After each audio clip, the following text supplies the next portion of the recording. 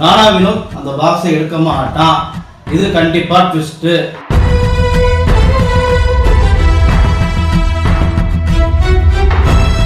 கானா வினோத் என்னோட நண்பன், அவன் அந்த தப்பை செய்யவே மாட்டான். வினோத் அந்த கேஷ் பாக்ஸை எடுத்திருக்க மாட்டான். நான் 100% நான் நம்புறேன்.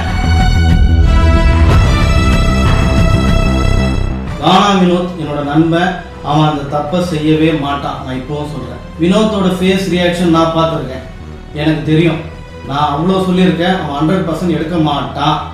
மக்களே, இன்னைக்கு நீங்க போடுற ஓட்டு, நீங்க போடுற வீடியோஸ் இது பயங்கர ட்ரெண்ட் ஆகும். அது மட்டும்தான், வேற எதுவும் இல்லை.